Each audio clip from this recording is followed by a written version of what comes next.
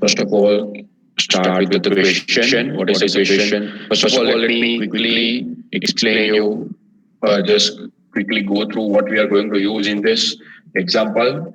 So in previous lecture, we have discussed about this interrupts and how to handle this interrupt. So we are going to use this interrupt descriptor table, and we are going to use in this interrupt descriptor table, we will found one of the interrupt gate, trap gate or task gate.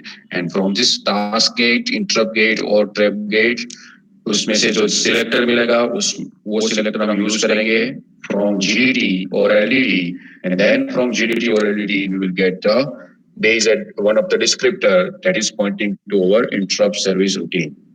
So that is, let's start with the basic example first. Let's understand this example so you will get more idea about it. So first of all, what is given in this example? Example में क्या क्या दिया हुआ है आपको? We will go one by one step. There are 5 questions, or you can say that. So how we will answer all these 5 questions? So first, what is given? Interrupt type that has been generated, that is given. So whatever things first of all is given, note it down. So पहले क्या क्या दिया हुआ है? So we are having vector number, or you can say that interrupt type number. So vector number is given, that is a 16. 16 in decimal. I have mentioned over here D means it is in decimal. So it is 16 in decimal. Okay. Next thing that is given, that is IDTR. IDTR means interrupt descriptor table. So interrupt descriptor table, this is a given your value.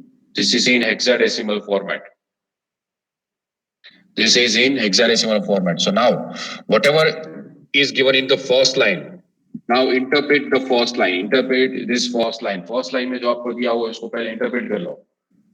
So if you will go this step by step, then only you are able to write the complete answer. So पहले यहाँ पे IDTR दिया हुआ है. So IDTR के base पे से आपको क्या क्या information मिलेगी? Derive that information first. What information you will get it from IDTR? IDTR is the register which is of 48 bit, which is pointing from IDTR. What information we will get? IDTR में से आपको क्या information मिलेगी?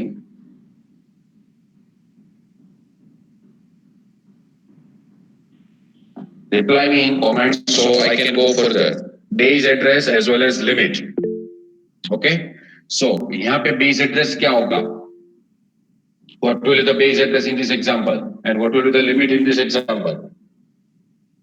ये IDTR की value ये है, तो आपके 32 बिट का बेस एड्रेस क्या होगा?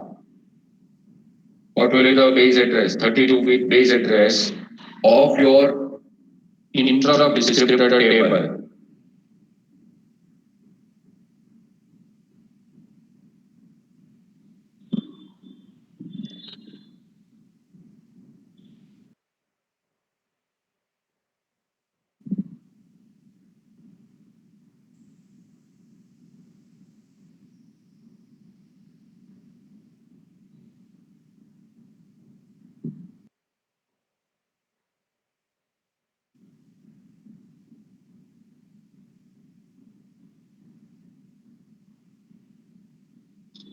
Are you listening to me? So what is the base address and what will be the last address? Base address क्या मिलेगा?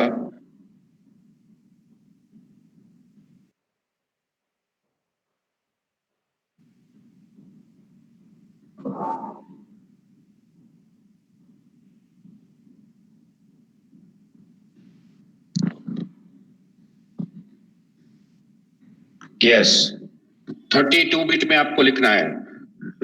आप ये गलती कभी भी मत करना. बेस एड्रेस 32 बिट के फॉर्मेट में आपको लिखना है. So always make 32 bit means hexadecimal में आप लिखोगे तो कितने डिजिट होने चाहिए?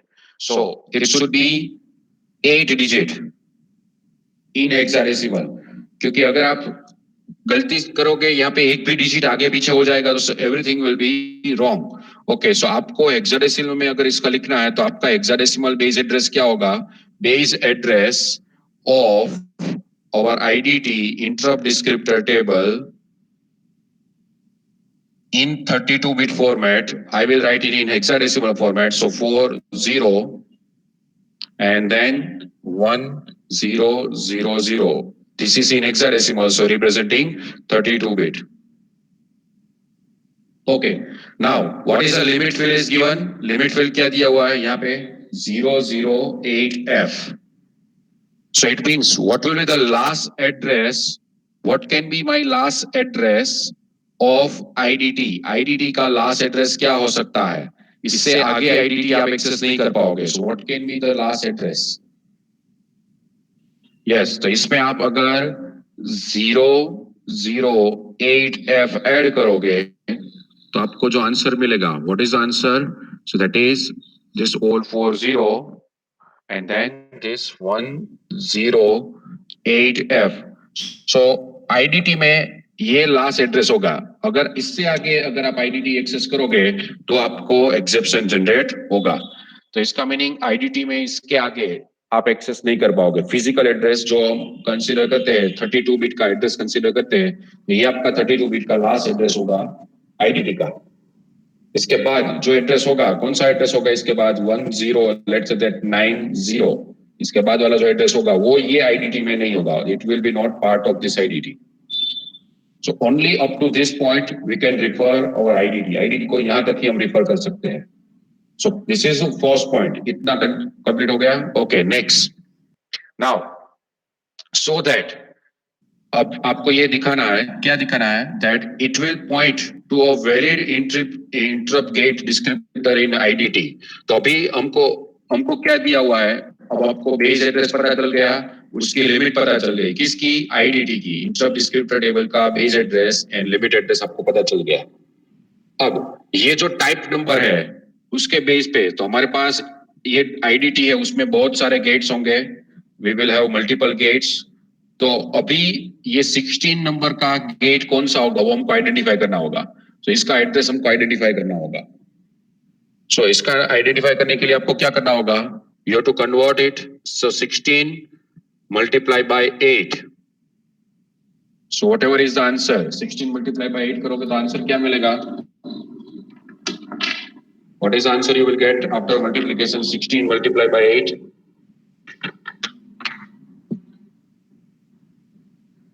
Yes, you will get 128 in decimal, and in hexadecimal if you will write it. So always don't forget this step. ये यहाँ पे बहुत सारे स्टूडेंट्स गलती कर रहे हैं.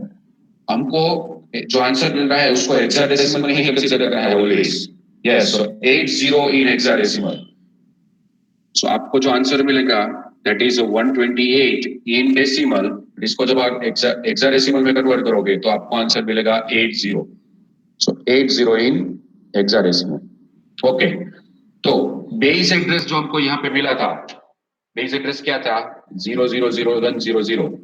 ये जो बेस एड्रेस था उसमें अब ये इंडेक्स वैल्यू हम ऐड करेंगे. So if you will add it, so 0 all 0 1000. ये हमारा हो गया बेस एड्रेस. इसमें अब हम क्या ऐड करेंगे? ये 80. सो 80 ऑफसेट एड्रेस होगा यहाँ पे, हम इसमें ऐड करेंगे. So the address which has been generated which is this 1080 and आगे के जो बिट्स होंगे वो 0. तो ये जो 32 बिट का एड्रेस जनरेट होगा आपका 1080, वो ये लिमिट में है, वो आपकी लिमिट में है, IDT की लिमिट में है, IDT की लिमिट में है. Is it in limit of IDT? Yes. So yes, so it means that yes this is.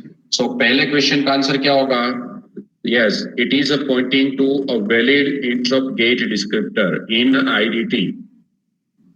अगर ये लिमिट के बाहर होगा, अगर suppose just for an example, let's say as an example यहाँ पे एड्रेस जनरेट होकर आपको मिलेगा 10F0, तो क्या वो आपकी IDT के लिमिट में होगा? नहीं होगा. So it means that in this case it will generate exception. तो वहां पे आपका आंसर क्या आएगा? No, this type number is not represented by our IDT right now, which has been pointed by this interrupt descriptor table register. Okay, so that is a first point. अब ये location जो हमको मिला है, वहां पे जो डिस्क्रिप्टर मिला है वो डिस्क्रिप्टर ये है, वहां पे ये डिस्क्रिप्टर मेंशन किया हुआ है, that is interrupt gate descriptor. तो अभी तक हमको क्या मिला, so from, so how we have calculated, so ये आईडीटीआर में से हमने आईडीटी एक्सेस किया, सो ये एक्सेस आईडीटी, आईडीटी में ही एक एंट्री है, वो भी यहाँ पे आपके सामने है, this is the entry, this is the descriptor from your IDT, that is called gate. So ये आपका गेट यहाँ पे आपको मिला अभी। तो अब ये गेट में से क्या क्या इंफॉर्मेशन मिलेगी, what is the format of this gate, so compare it, ये इंटरप्ट गेट है, तो इसमें से आपको क्या क्या इंफॉर्मेशन मिलेगी, what are the information you will get it from here. So पहले तो आप ये चेक कर वेरीफाई कैसे करोगे, how you will verify whether it is a valid interrupt gate और not, whether it is a interrupt gate और not. आपको कौन से बिट एक्सेस करने होंगे, you have to verify it with type field, yes. So यहाँ पे type field क्या है, ई ई, तो ये जो दोनों बिट है वो क्या है, ई ई। सो ई ई को अगर आप लिखोगे बाइनरी में तो क्या होता है, what is the binary of this 110 and what is the binary of this 110। सो इसका मीनिंग ये आपके टाइप बिट इंडिकेट करेंगे and this will indicate your system bit. तो सिस्टम बिट 0 है, हाँ है, टाइप बिट 1110 है, हाँ है, तो इसका meaning yes it is interrupt gate descriptor, ये जो डिस्क्रिप्टर है वो इंटरप्ट गेट डिस्क्रिप्टर ही है, ये कोई दूसरा नहीं है, okay. So that is the first thing you have to prove it, so prove that it is a valid 80386 interrupt gate descriptor. तो आपको कैसे प्रूव करना होगा, you have to write it like this, कि यहाँ पे टाइप फील्ड की value क्या है ई, एंड यहाँ पे सिस्टम बिट की वैल्यू क्या है 0। So it means that based on this, we can say that yes, it is a valid interrupt gate descriptor. Okay, अब आगे जाएंगे। अब दूसरी इंफॉर्मेशन इसमें से क्या मिलेगी, अब और क्या दिया हुआ है क्वेश्चन में, सो और दिया हुआ है दैट इज अ जीडीटीआर, ये आपको दिया हुआ है। सो जीडीटीआर किसके लिए हम यूज करेंगे, अब ग्लोबल टेबल एक्सेस करना है हमको। तो ग्लोबल टेबल का बेस एड्रेस कहाँ से मिलेगा, ये आपका ग्लोबल टेबल है, उसका बेस एड्रेस कहाँ से मिलेगा, यहाँ से। सो ग्लोबल टेबल का बेस एड्रेस आपको यहाँ से मिलेगा जीडीटीआर में से, so you will get it from GDTR. So this is your GDTR which is given. So वो एड्रेस क्या है अभी 400 एंड 800, एंड इसकी लिमिट क्या है 007F। So now, first of all, give me the answer. What will be the first address of GDT and what will be the last address of GDT? आपके GDT का first address क्या होगा as well as last address क्या होगा based on this size field. Based on this GDTR, you will get this information that what will be the first address and what can be the last address of your GDTR. GDT table का first address and last address क्या हो सकता है? जैसे IDTR में से हमने IDT का फर्स्ट एड्रेस लास्ट एड्रेस निकाला था, वैसे अब जीडीटीआर में से आपको जीडी का फर्स्ट एड्रेस लास्ट एड्रेस मिलेगा।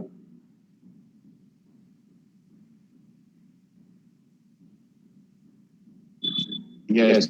So if you pay attention over here, so then and then only you are able to calculate it. Yes. So very good. First address is this is your first address, और इसमें आप plus 007F करोगे तो आपका first address हो जाएगा 0000 and then 8000, ये आपका फर्स्ट एड्रेस होगा इन हेक्साडेसिमल, एंड आपका लास्ट एड्रेस होगा 807F। तो इसका मीनिंग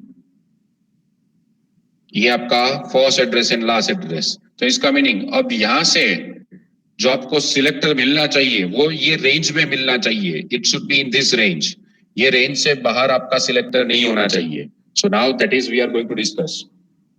ओके, तो अब ये जो आपका गेट डिस्क्रिप्टर है उसमें से आपको क्या मिलेगा, उसमें से आपको मिलेगा, so now first of all let me clear, ये आप याद रखना, इतना ये सब कुछ आप याद रखना, मैं मेरी स्लाइड्स को क्लियर कर रहा हूं। ओके, नाउ सो यहां से अब आपको क्या मिलेगा, ये गेट डिस्क्रिप्टर है उसमें से अब आपको क्या मिलेगा, you will get the selector. So ये आपका हो गया selector, this is your selector. तो अब सिलेक्टर की वैल्यू क्या है 008 0.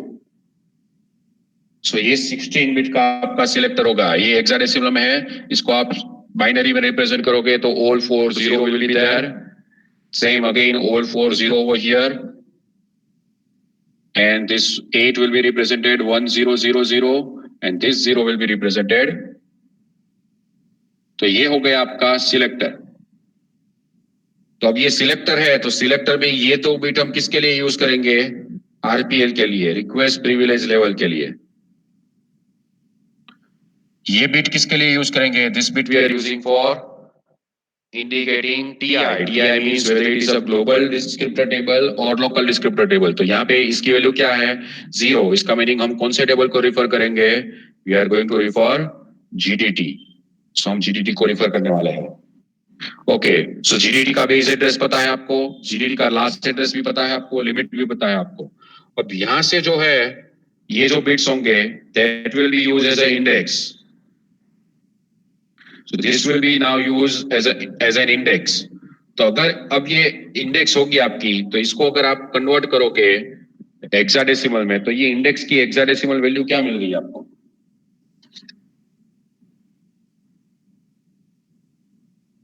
Based on this index, now give me what is the value that you are getting. यहाँ पे आपको based on this index, what is this index in decimal or in hexadecimal? ये index की value आपको decimal या hexadecimal में क्या मिल रही है?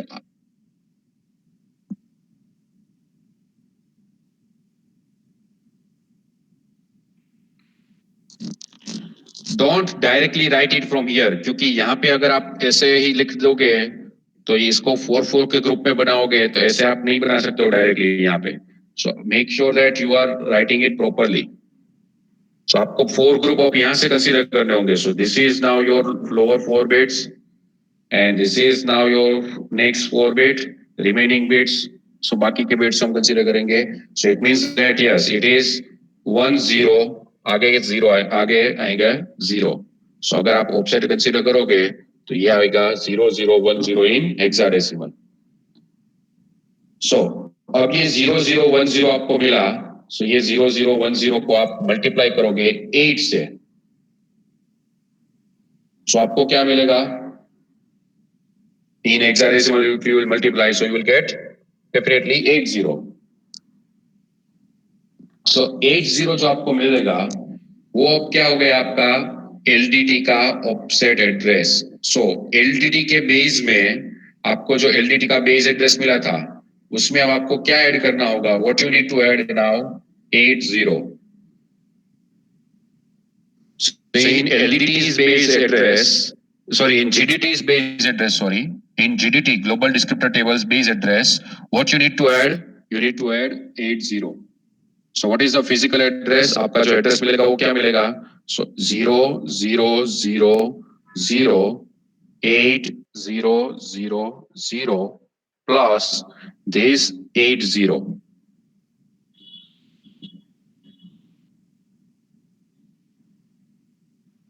So what is this address? Yes. So this address is 8080. So whether it is in range of this GDT or not, क्या ये GDT की range में है या नहीं है?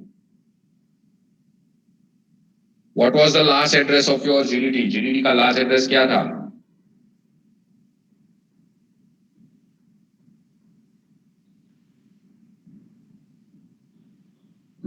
The last address was 807 और अभी जो हमारा एड्रेस जनरेट होकर आपको हमको मिला है वो है 8080. So इसका मीनिंग ये हमारी रेंज में नहीं है. So इसका मीनिंग ये जो एड्रेस जनरेट हुआ है it is not there in our range. So यहाँ पे क्वेश्चन क्या है वो आप पहले पढ़ो. Now if GDTR is given and the selector of your interrupt gate descriptor will generate an exception, तो क्या यहाँ पे exception generate होगा? क्या यहाँ पे exception generate होगा कि नहीं होगा? Yes. Why? Because the address which has been generated from this gate descriptor is not in the range of your GDT, Global Descriptor Table की ये आपका जो टेबल है उसकी रेंज में नहीं है. So यहाँ पे exception generate होगा. So the question, next question is, if yes, अगर जनरेट होगा तो then अब हमको क्या करना है, हमको करेक्शन करना होगा. So now do the correction in the selector of this descriptor such that it will not generate the exception. तो आपको ये सिलेक्टर डिजाइन करना होगा. You have to design this selector, this value now, so such that it will not generate the exception. आपको ये selector design करना होगा. You need to design this selector. तो कैसे करोगे आप? So selector की वैल्यू क्या क्या हो सकती है? What can be the possible? What are the possible values for the selector?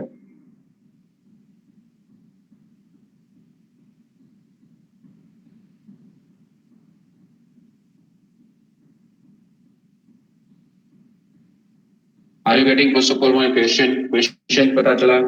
आपको अब क्या करना है? यहाँ तक तो आपको पता चल गया कि यहाँ तक आपको जो वैल्यू मिल रही थी वो यहाँ तक आपको सब कुछ पता चल गया. First of all, till now any question? यहाँ तक किसी को डाउट है? अब ये सिलेक्टर की वैल्यू क्या हो सकती है? So selector value, what can be the selector value? Okay, so let me explain it.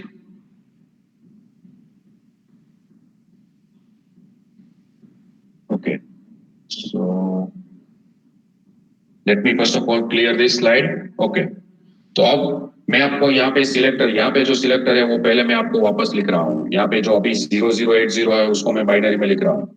So 0000 again 0000 and this 80, so 1000 and this 0000. So अब यहाँ से आपको क्या करना है, आपको ये ध्यान में रखना है कि ये दो बिट तो हम किसके लिए यूज करेंगे? आरपीएल के लिए. तो उसमें तो कुछ चेंज करने की जरूरत नहीं है. अब ये बिट है वो किसके लिए है? जीडीटी के लिए. तो वो बिट क्या होगा? 0. अब सिर्फ चेंज कहां से आप कर सकते हो? So you can change it from here. Index field में आप चेंज कर सकते हो. सो इंडेक्स फील्ड को आपको ऐसे चेंज करना है जिसकी वजह से आपका जो एड्रेस जनरेशन होगा वो ये रेंज में होगा. तो आपका एड्रेस जनरेशन, इसका मीनिंग क्या है? आपका एड्रेस जनरेशन है वो किसके बीच में होना चाहिए? सो एड्रेस जनरेशन जो हमारा फिजिकल एड्रेस है वो कौन सा है? स्टार्टिंग एड्रेस कौन सा है? तो अगर हम जीडीटी के बारे में बात करें तो जीडीटी कहां से स्टार्ट होगा? यहां से स्टार्ट होगा और यहां पे खत्म होगा. इतने एड्रेस मेरे पास है जीडीटी में, इतने एड्रेसेस मेरे पास जीडीटी में है. So this is my GDT. इसके बीच का अगर मुझे कोई एड्रेस जनरेट करना है तो मुझे क्या करना होगा? So 7f, if I will divide 7f by 8, इसको 7f को 8 से डिवाइड करूंगा. So what can be the answer?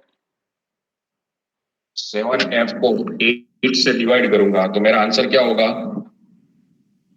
In hexadecimal, if you will divide 7f by 8, then what will be the answer? F. Yes, very good. So इसका meaning आप index की value क्या रख सकते हो? What can be your index?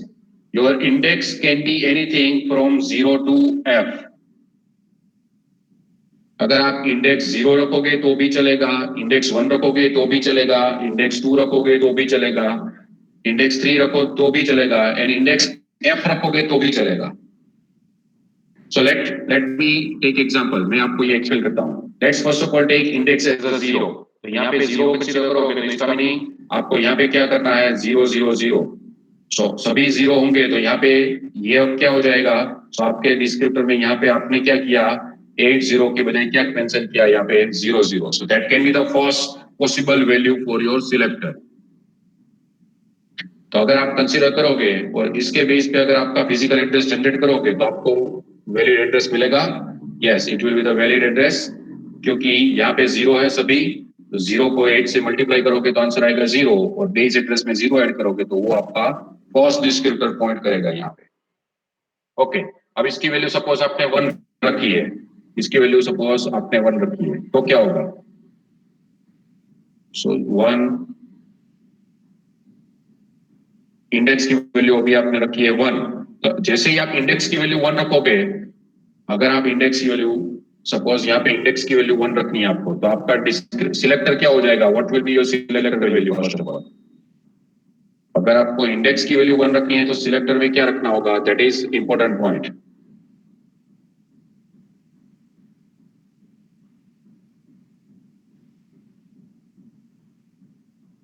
So this should be your selector. So अगर ये आपका सिलेक्टर है तो इसके बेस पे आप क्या बोल सकते हो कि इसमें इंडेक्स की वैल्यू क्या है? 1 है. तो अगर ये अगर आप कंसीडर करोगे तो 1 into 8, so that is a 8 plus base address, so it is again valid. Same है. अगर आप यहाँ पे आप कंसीडर करोगे, इसको चेंज करोगे और मैं ये यहाँ पे अब 2 इंडिकेट करना चाहता हूँ, तो 2 का मीनिंग क्या होगा? 1 0. सो अब यहाँ पे आपको ये प्रीवियस एग्जांपल में क्या चेंज हो गया? 0 0 0 एंड दिस इज 8. सो ये आपका आंसर आएगा 0 0 0 8. If you are considering index as a 1, if you are considering index as a 2, तो आपका आंसर क्या हो जाएगा? सो ये सभी possible, this all are valid selectors. ये सभी आपके वैलिड सिलेक्टर्स होंगे. These all are examples of valid selectors. Any selector which is having index value between 0 to f will represent now your valid selector. So ये क्या हो जाएगा? 1 0. So अगर आप यहाँ पे 0 8 की बजाय 8 0 के बजाय 1 0 रखोगे तो भी वो valid selector होगा. Let's consider the last example, last possibility. So, well, all other possibilities are there. Let's consider for f. तो अगर आप यहाँ पे f consider करोगे तो 0 से f कुछ भी consider कर सकते हो. So इंडेक्स वैल्यू आपको f करनी है तो यहाँ पे क्या वैल्यू होनी चाहिए? सो यहाँ पे 1, दिस इज 1 1 1. सो अगर इंडेक्स वैल्यू आपको 1 रखनी है तो this is should be your selector. So index value अगर आपको f करनी है तो this is your index value f. सो यहाँ पे अगर आप इंडेक्स वैल्यू कंसीडर करोगे तो इंडेक्स वैल्यू क्या मिलेगी आपको? f. सो ये सिलेक्टर क्या हो गया? आपका सिलेक्टर क्या हो गया? 0 0 7 8. So that is over here you have to write 7 8. So अगर आप कंसीडर करोगे तो ये कौन सा आपका डिस्क्रिप्टर को पॉइंट करेगा जीडीटी में? So this is your f. So f multiply by 8. f multiply by 8. So what is the answer? f को 8 से मल्टीप्लाई करोगे, आंसर क्या मिलेगा? All of you are with me? Are you able to get it or not? f को 8 से multiply करोगे, answer क्या मिलेगा? What answer you will get if you will multiply? Yes, 7 8 78. So इसका मीनिंग आपका ये जो जीडीटी है उसमें अब ये 78 डिस्क्रिप्टर को पॉइंट कर रहा है. सो 78 will be the starting address of your descriptor. और वो डिस्क्रिप्टर कहाँ पे कंप्लीट होगा? So 7f. So it will be very range. So 7f 7 8 8 bite का आपका डिस्क्रिप्टर होगा. तो 7 8 से 7f वो आपके डिस्क्रिप्टर के साइज होगी. एंड फिर यहाँ से ये डिस्क्रिप्टर में से आपको क्या मिलेगा? Base address of your code segment. From this descriptor, from GDT you will get the base address of your code segment. और वो base address के साथ हमको क्या ऐड करना होगा? We need to add this offset. ये जो 32 बिट का offset होगा वो base address के साथ ऐड करेंगे, which will give you the exact physical address of your interrupt service routine. Are you getting this? So अभी मैंने यहाँ तक ही ये क्वेश्चन यहाँ तक ही है. इसके आगे का पोर्शन ये क्वेश्चन में मैंने इंक्लूड नहीं किया हुआ है. बट इसके आगे क्या होगा? यहाँ से अगर मैं इसको क्वेश्चन को आगे बढ़ाना चाहता हूँ तो मैं क्या करूंगा? मैं ये डिस्क्रिप्टर की इंफॉर्मेशन भी आपको प्रोवाइड करूंगा. तो ये डिस्क्रिप्टर जो होगा वो आपका कौन सा डिस्क्रिप्टर होगा? So it will be your code segment descriptor. So code segment descriptor में क्या होगा? बेस एड्रेस होगा एंड लिमिट फील्ड होगी. सो बेस एड्रेस में हम ये ऑफसेट एड्रेस ऐड करेंगे तो वो ये लिमिट के अंदर होना चाहिए. This address should be inside your limit. Are you okay? Is it clear? Any doubt in this example? So that is what about this example. So मैंने यहाँ पे सिर्फ स्टेप्स लिखे हैं, आपको क्या करना होगा? Everything else you have to check it.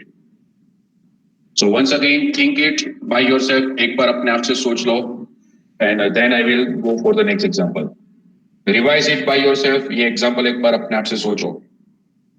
पहले से वापस अपने आप से करो. कुछ इसमें डाउट है?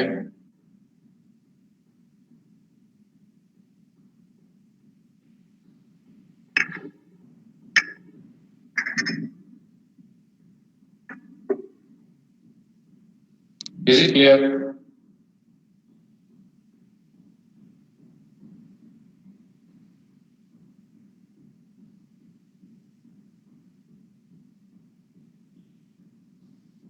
Once again, I will not give answer directly. इसके आंसर्स मैंने यहाँ पे सिर्फ एज एन एग्जाम्पल एक पहले क्वेश्चन का ही आंसर दिया हुआ है.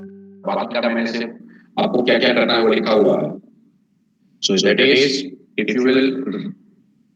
you want to get the answer of this, you have to write it in your own notebook. Notebook में लिखोगे, फिर ये स्लाइड पढ़ोगे तो वापस आपको याद आना चाहिए कि क्या सर ने क्या एक्सप्लेन किया था. स्लाइड में आंसर नहीं होगा. स्लाइड में एक ही आंसर है क्वेश्चन नंबर 1 का. क्वेश्चन नंबर 2, 3, 4 आपको कैसे लिखना है वो आपको पता चलना चाहिए. सिर्फ एक ही स्टूडेंट को समझ में आया है. Only one student reply with yes.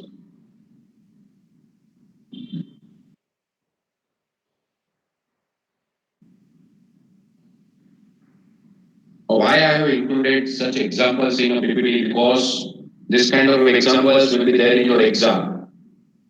इसलिए मैं आराम से ये examples आपको करवा रहा हूँ so that in exam you can write answers. Okay. Next example.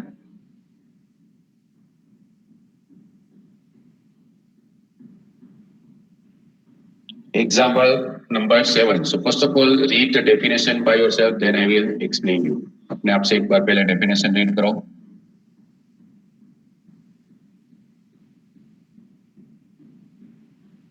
Example में क्या क्या दिया हुआ है. What is a given. Example में 8259 का यूज दिया हुआ है. तो पहले तो ये याद करो 8259 क्या है. What is 8259.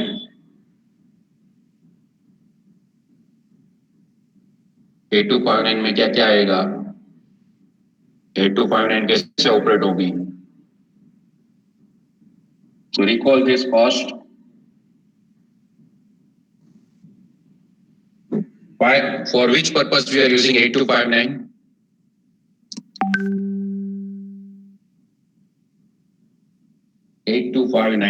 We are using for which purpose? What is the purpose of using 8259?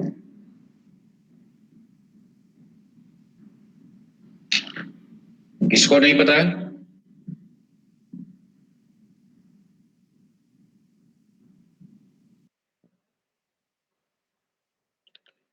For interrupt handling, we are using 8259 for which purpose? For interrupt handling. Interrupt controller. Yes, 8259 is known as interrupt controller.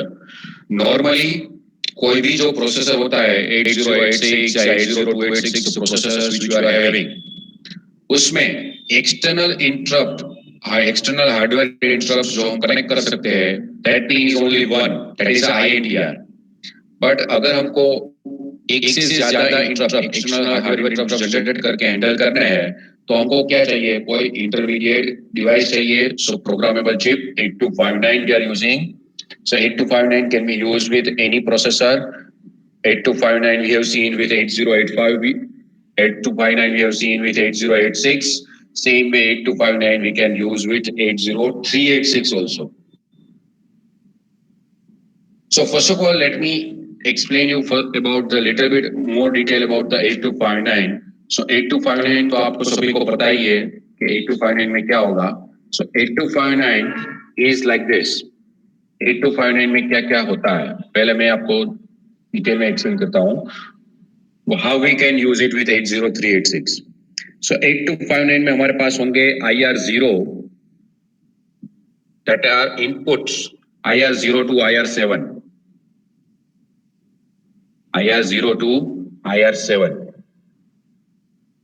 And over here, let's say that over here we are having one processor, let's say that is right now our 80386 processor.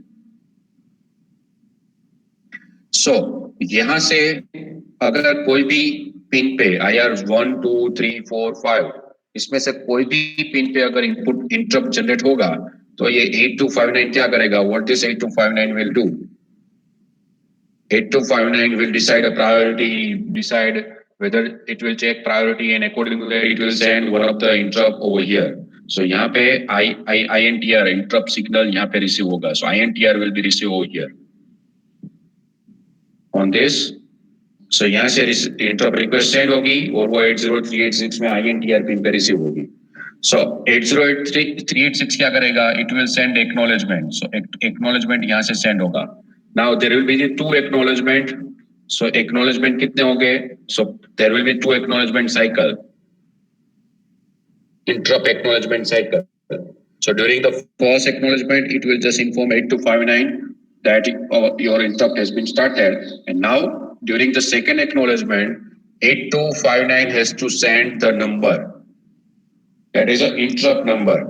8259 को क्या send करना होगा? जब भी जैसे ये यहाँ पे दूसरा एक्नॉलेजमेंट इसको रिसीव होगा, two acknowledgement it will receive second acknowledgement, it has to send the number, interrupt number.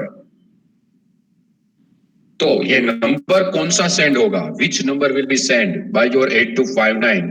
That will be decided based on your ICW2. Initialization command word 2 will decide which number will be sent by your 8259. वो कैसे decide होगा? So this is the format of your ICW2. ICW का format है ये आपके सामने. So this is the format of your ICW2.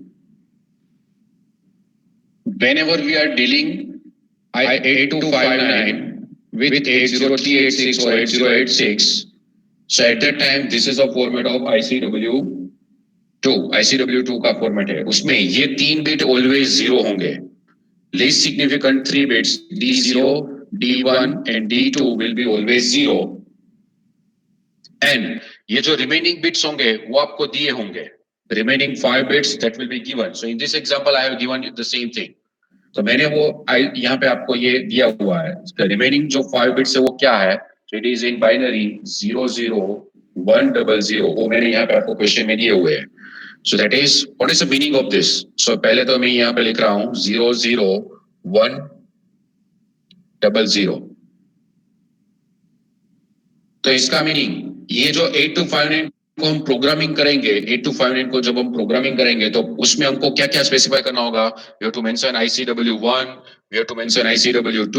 So जब ICW2 हम इनिशियलाइज करते होंगे, when we are initializing ICW2, so at that time we have initialized ICW2 like this. तो इसका इंटरप्रिटेशन क्या है? अब ये बाइंड अगर ये आप यहाँ पे लिखोगे 00 ICW2 की वैल्यू क्या है? 001. इसको अगर आप ये बाइनरी में है, इसको आप अगर हेक्साडेसिमल में लिखोगे तो ये क्या है? What is this in hexadecimal?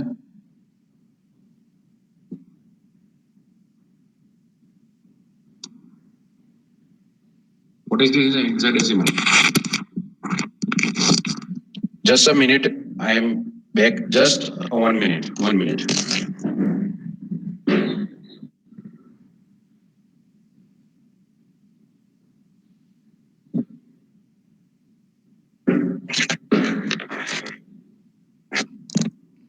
Yes, it is 20. What it is? It is 20. So ये हो गया आपका 20. इसका मीनिंग क्या है? इसका मीनिंग ये है कि जब IR0 पे कोई इंटरप्ट जनरेट होके आपका यहाँ पे एक्नॉलेजमेंट मिलेगा तो 8259 इंटरप्ट नंबर कौन सा सेंड करेगा? Which interrupt number will be sent by your 8259? So it will send 20 in hexadecimal. ये इंटरप्ट नंबर सेंड होगा किसको? प्रोसेसर को. That is the interpretation of this ICW2. If 8259 will receive interrupt on IR0 and due to that it will generate the interrupt request, and on this receiving the acknowledgement, so on the second acknowledgement it will send the interrupt number. So which interrupt number will be sent? in this example, if your 5 bytes are like this, आपको ये 5 bit दिए होंगे, तो वो कौन सा interrupt number send करेगा? So 8259 will send interrupt number that is a 20. अब अगर यहाँ पे IR1 पे इंटरप्ट आएगा तो कौन सा नंबर सेंड होगा? सो अगर IR1 पे इंटरप्ट जनरेट होगा, IR1 की वजह से इंटरप्ट जनरेट होगा, तो ये सेंड करेगा 21. तो ये जो आपको दिया होगा ICW2 that is mapped with IR0, तो बाकी आपको अपने आप से कैलकुलेट करने होंगे. ये जो ICW2 में जो इंटरप्ट नंबर आपको मिलेगा that is related to IR0. Always remember this. ये IR0 के साथ में होगा. बाकी आपको कैलकुलेट करने होंगे. सपोज मुझे ऐसा कैलकुलेट करना है कि IR5 की वजह से कौन सा इंटरप्ट जनरेट होगा, इंटरप्ट नंबर कौन सा जनरेट होगा, गिव मी दैट नंबर. सो +1 आपको सिर्फ +1 करना है. सो अगर 20 होगा तो IR0, 21 है तो IR1, 22 है तो IR2, so like that. So IR5 है तो 25. सो यहाँ से कौन सा नंबर जाएगा? 25 number, interrupt number 25 in hexadecimal will go to your processor. So that is about the ICW2. Is it clear? First of all, ICW2 में ये ICW2 क्या है, कैसे यूज होगा with 80386. Okay, so now let's come to our example. तो अभी example क्या कहता है? So understand it. So if an interrupt comes on IR0 pin of 8259 and upper 5 bits of ICW2 is 0100 and IDTR is given, then will there be any exception? क्या यहाँ पे कोई exception होगा? अगर yes, if yes, then correct this LDTR, IDTR register, IDTR की value आप modify करो. सो पहले तो आपको चेक करना होगा क्या है यहाँ पे कोई एक्सेप्शन जनरेट होगा. तो आप जैसे हमने प्रीवियस एग्जांपल में किया था वैसे ही यहाँ से हम क्या करेंगे, स्टार्ट कहाँ से करेंगे? IDTR से. सो IDTR में क्या क्या इंफॉर्मेशन दी हुई है? What is the information that is given? So base address क्या होगा? What is the base address of your IDT? Interrupt descriptor table का बेस एड्रेस क्या होगा एंड उसका लास्ट एड्रेस क्या होगा? Calculate the base address as well as the last address and reply me in chat. Calculate the base address of your interrupt descriptor table and the last address of your interrupt descriptor table based on IDTR. इतना तो आप सबको पता चलना चाहिए IDTR के base पे. Yes. Okay, yes. So all, yes. So this is the base address and this is the last address. So इसका मीनिंग मेरा टेबल है उसकी साइज ये हो गई. This is my table size. अब कोई भी एड्रेस जो जनरेट होना चाहिए वो ये दोनों के बीच में ही होना चाहिए. इसके अलावा कोई एड्रेस जनरेट होगा IDT को एक्सेस करने के लिए तो वो वैलिड नहीं होगा. तो अब यहाँ पे कौन सा एड्रेस जनरेट होगा वो अब हमको कैलकुलेट करना है. तो कैसे कैलकुलेट करेंगे? सो ICW2 आपको दिया हुआ है. So now based on the ICW2 we have to calculate it. So ICW2 जो मैंने आपको एग्जांपल पहले एक्सप्लेन किया कि ICW2 का मीनिंग कैसे है. सो ICW2 के अपर जो 5 बिट्स है वो यहाँ पे हम कंसीडर करेंगे. सो अपर 5 बिट्स का मीनिंग क्या है? 00100 that is a given and lower 3 bits are always 0. तो ये हो गया आपका address which will be sent और ये हो गया आपका interrupt number. You can say that this is the interrupt number which will be sent if interrupt will be from IR0 pin. तो IR0 pin पे interrupt जनरेट होगा तो ये आपका interrupt number होगा. तो ये आपको interrupt number मिला तो प्रोसेसर को ये interrupt number मिलेगा. अब जैसे ही प्रोसेसर को ये interrupt number मिलेगा, based on that it has to calculate the address for this interrupt. Interrupt का जो गेट होगा उसका एड्रेस कैलकुलेशन करना होगा. सो इसका एड्रेस कौन से फिजिकल एड्रेस पे से इसका गेट मिलेगा आपको? इंटरप्ट गेट कौन से फिजिकल एड्रेस पे से मिलेगा? So that is you have to calculate 20 multiply by 8 so 20 multiply by 8, जो आंसर मिलेगा, क्या आंसर मिलेगा, plus your base address. So base address क्या है यहाँ पे, पोल 0. सो पोल 0 में आपको ये एड्रेस ऐड करना होगा.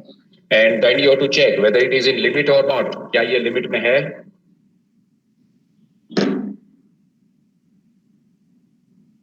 What is the address that has been generated? क्या एड्रेस मिल रहा है यहाँ पे? 20 into 8, so that is 100 in hexadecimal, 100 in hexadecimal, so 100, yes, so 100 ये हमारी रेंज में नहीं है. Whether it is in range, यहाँ पे जो एड्रेस जनरेट हो रहा है वो 100 हो रहा है.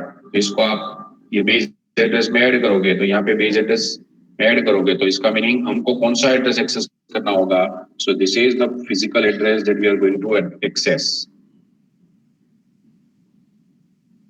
So whether we are allowed to do so or not, यहाँ पे लिमिट चेकिंग होगी. सो लिमिट क्या होनी चाहिए, what is our limit, 007F. And यहाँ पे एड्रेस जनरेट हो रहा है वो कौन सा हो रहा है, 100. सो it means that it is out of this IDT limit, IDT की लिमिट से बाहर है. तो अब अगर बाहर है, एक्सेप्शन जनरेट हो रहा है, तो आपको करेक्शन करना है. You need to correct the content of your IDTR. तो आईडीटीआर में आपको कुछ करेक्शन करना है so that this address will be valid. तो ये एड्रेस वैलिड हो जाए ऐसा मॉडिफिकेशन करना है. तो आईडीटीआर में आप लिमिट फील्ड चेंज करो. तो इसका अल्टीमेट मीनिंग क्या है, आपको लिमिट फील्ड चेंज करनी है यहाँ पे. तो अगर लिमिट फील्ड चेंज करोगे तो चेंज क्या होगा, if you will change the limit field then what will be the difference. तो क्या नई लिमिट क्या हो सकती है, what can be the new limit, what can be your limit field. Your limit field should be such that it will not generate the exception. No, 100 is the wrong answer. क्योंकि 100 से तो आपका descriptor start होगा. तो descriptor की size क्या है, 8 bite. तो आपको yes, so what should be the last byte? Yes, are you getting this? आप डायरेक्टली ऐसे यहाँ पे लिमिट कर दोगे. सपोज आपने यहाँ पे 100 कर दिया तो भी एग्जेप्शन ही रहेगा. क्यों, क्योंकि उसमें तो आप सिर्फ वो एक ही पहला बाइट ही एक्सेस कर पाओगे, बाकी के 7 बाइट आप वो डिस्क्रिप्टर के एक्सेस नहीं कर पाओगे क्योंकि वो बाउंड्री के ऊपर होगा. So that is not a valid. So आपको क्या रखना होगा, what should be your limit. So limit अगर 107 है, सो इसका meaning this is the last address that we can access. So यहाँ तक हम एक्सेस कर सकते हैं. तो आपका आंसर क्या होना चाहिए. सो यहाँ पे आपको क्या मॉडिफाई करना होगा, ये 007F की बजाय आपको क्या लिखना होगा, 107. सो दैट इज द मॉडिफिकेशन. उससे आगे अगर आप कोई लिखोगे तो चलेगा, अगर बट मिनिमम 107 तो होना ही चाहिए. This is the minimum value.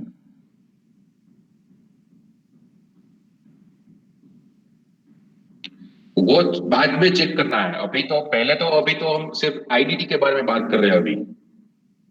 Quincy is asking, do we have to consider the GDT offset or interrupt number for checking?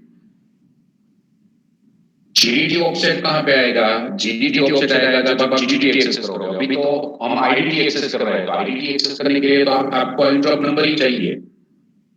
Interrupt descriptor table access करने के लिए सिर्फ आपको क्या कंसीडर होगा,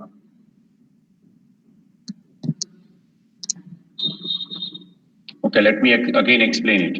आपको ये तो पता चल गया यहाँ पे, ये पता चल गया पहले कि कितना आपको ये जो एड्रेस फिजिकल एड्रेस जनरेट होकर मिलेगा आपको.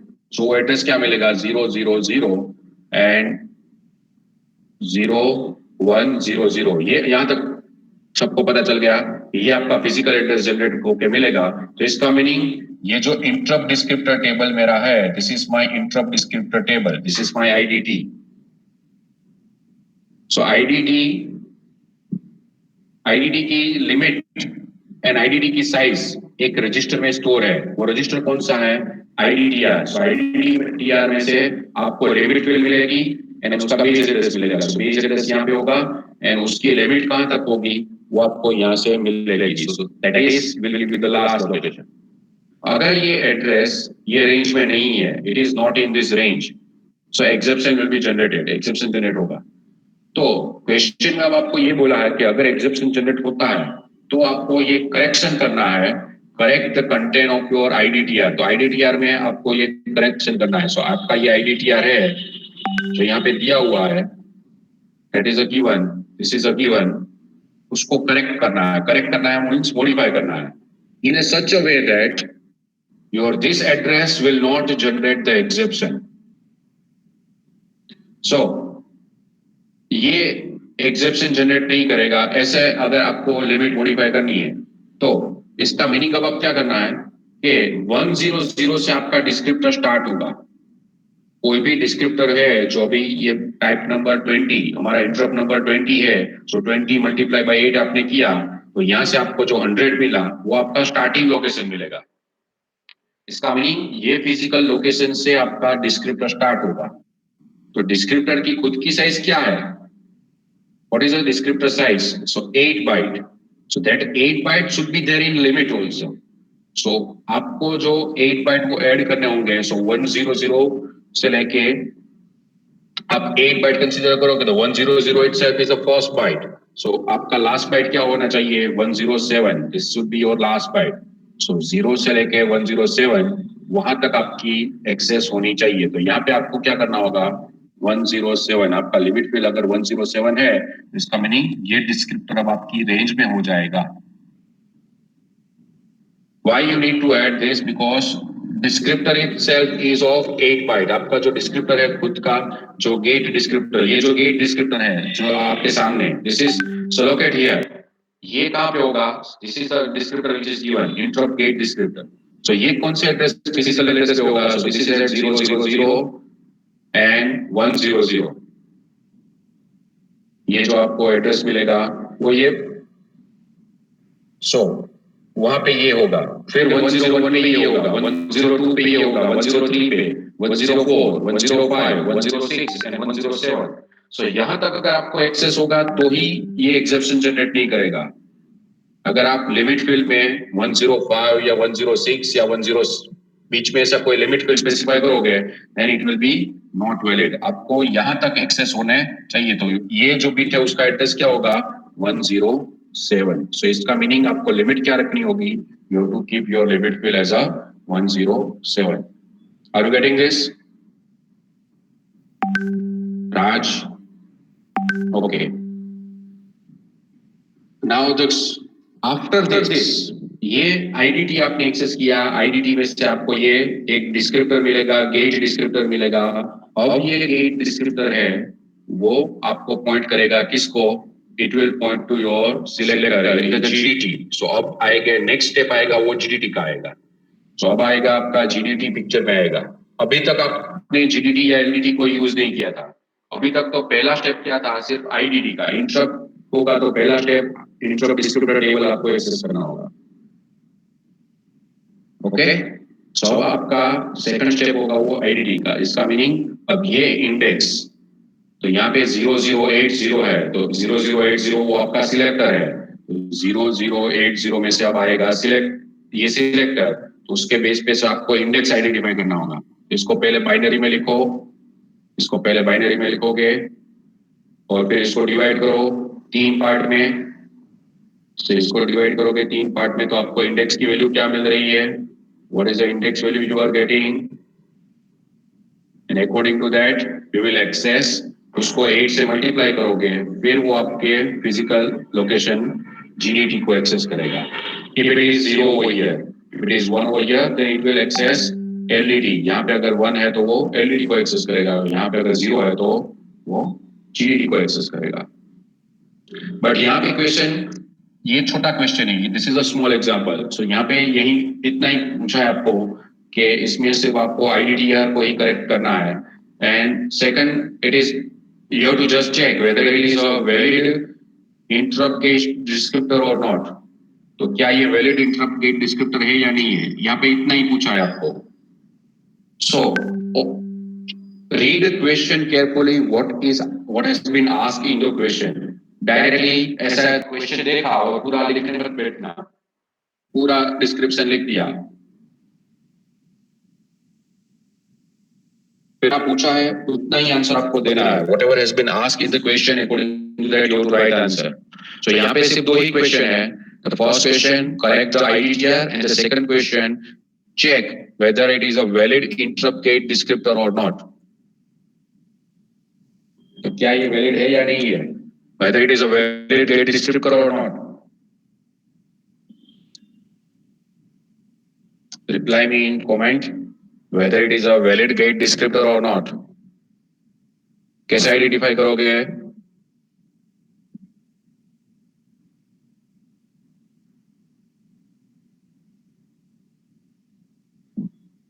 Yes, based on the EE bit. EE bit जो है उसमें से आप उसको पहले बाइनरी में लिखोगे. EE हेक्साडेसिमल में उसको बाइनरी में लिखोगे तो आपको उसमें से type field and system bit ये दोनों की इंफॉर्मेशन मिलेगी.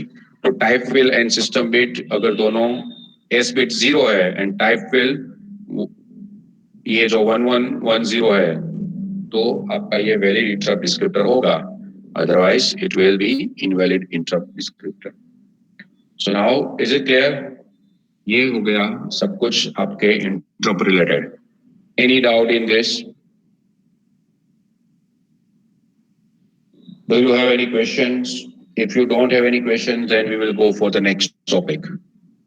I already shared this PPT with you. ये PPTs मैंने already share की कर ली है आपके साथ.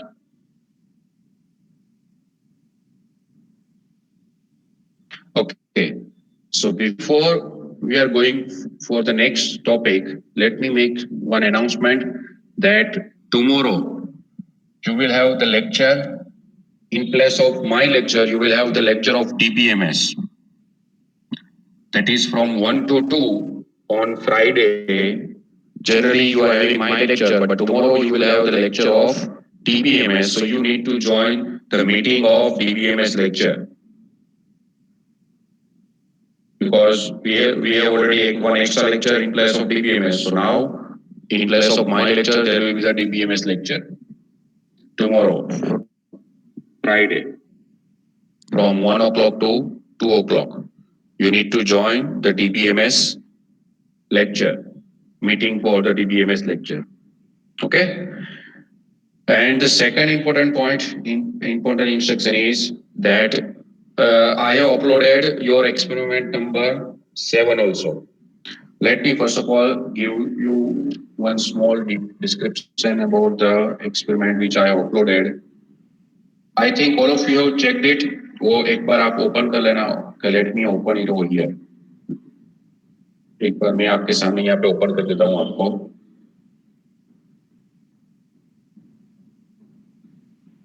What is there in this experiment number 7? Experiment number 7 में कुछ और important नहीं है. The thing which we have already learned, that is already there. जो हमने already study किया हुआ है वही है वहाँ पे. So let me share this first of all. This PPT, this PDF file.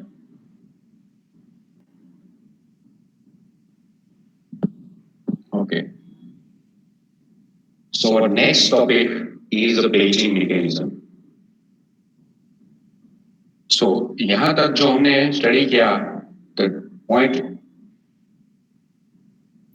up to this particular point, whatever we have discussed, in that discussion we have used the word segmentation. Memory को हमने किस में divide किया था? We have divided our memory, we have divided our program in the segment. Program को segment में divide किया था, and we are loading a segment, whatever segment, code segment, data segment, stack segment, whatever is required, we are loading it in our memory. Segment wise हम programming कर रहे थे. Segment जो हमारा unit था, वो कौन सा unit था? So we have discussed everything about in terms of segment. So next onwards, we are using the terminology that is a page. So अब हम क्या करेंगे? Now we are going to divide this segment in the page. अब ये जो segments है, उसको भी हम divide करेंगे in terms of pages. So that is what is the advantage over here? First of all, paging का advantage क्या है? And what is this paging all about it?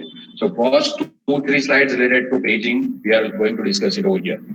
So the advantage of paging scheme is used is mainly because to implement the multiple programming, multitasking environment implement करने के लिए. So the advantage of paging scheme is that the complete segment, we don't require a complete segment to execute our program. अगर हमारा program है, suppose हमारा code segment है, which is of 100 instructions, which is of 100 byte or 100 kilobyte. So at the same time, you don't require this 100 kilobyte in your main memory. So what we will do, we will divide this 100 kilobyte in some pages, so that each and every pages will be of fixed size, that is called 4 KB page. So ये 100 KB की जो हमारा code segment था, उसको हम divide कर देंगे अब 4 KB में. सो अब ये जो 4 KB का यूनिट होगा वो आपका, हम उसको बोलते हैं pages. So now we will load first 4 KB. That it means we will load first page. Next 4 KB will be known as second page. Next 4 KB will be known as third page, like that. As many number of pages can be there. So अब हम paging pages load करेंगे. So pages we will load now. So complete segment of a task need not be present in the physical memory at any time. So only a few pages of the segments which are required currently for execution needs to be available in your physical memory. So physical memory means your main memory. पूरा का पूरा 100 KB का जो segment है वो पूरा present होने जरूरी नहीं है. उसमें से सिर्फ अभी हम जो भी करंटली एग्जीक्यूटिंग प्रोग्राम होगा, जो भी पार्ट होगा, वही हम मेमोरी में रखेंगे. बाकी सेकेंडरी मेमोरी में ऑलरेडी पूरा प्रोग्राम, पूरा कोड सेगमेंट अवेलेबल होगा. So that is whenever the other page of the task are required for execution, so पहले पेज में से जो जितनी इंस्ट्रक्शन थी वो कंप्लीट हो जाएगी. फिर हमको दूसरा पेज चाहिए, तो दूसरा पेज को हमको क्या करना होगा, we need to fetch it from the secondary memory, secondary storage device, and that mechanism is known as page fault. इसको बोलते हैं page fault. जब आप secondary memory में से कोई नया पेज main memory में लाते हो, that is called page fault. If that page is not there in main memory, then we need to bring it from the secondary memory to the main memory. So the previous page which are not used, which are in not use right now, which has been completed execution, so वो अब main memory में रखने की जरूरत नहीं है. So उसको हम निकाल देंगे. So ये पेज 1 होगा, उसको हम रिमूव कर देंगे. So कौन सा पेज रिमूव होगा, that will be decided by your operating system. उसके कुछ algorithms होंगे. ये पेज 1 रिमूव होगा या नहीं होगा, पेज 2 रिमूव होगा, कौन सा पेज मेमोरी में जितने भी एग्जिस्टिंग पेजेस होंगे उसमें से कौन सा पेज रिमूव होगा, that will be decided by your operating system. उसके कुछ algorithms है, वो एल्गोरिथम के बेस पे वो डिसाइड करेगा. वो एल्गोरिथम आप स्टडी करोगे ऑपरेटिंग सिस्टम के सब्जेक्ट में. ये पेज को रिप्लेस करने के कितने एल्गोरिथम्स है और उसमें क्या क्या मैकेनिज्म है. Right now we no need to focus on the algorithm और no need to focus on the mechanism. हमको सिर्फ ये ध्यान रखना है, हमको ये सिर्फ अंडरस्टैंड करना है कि पेजिंग मैकेनिज्म क्या है, पेज फॉल्ट क्या होता है. So once the page is not in use, that page should be throw out of your main memory and the new page should be bring in your main memory. So that is, we can utilize our main memory efficiently. So the mechanism provides an effective technique to manage your physical memory or multitasking. So ऐसे हम multitasking easily कर सकते हैं. So the paging is what? So paging is one of the memory management technique that is we are using for virtual memory and for multitasking.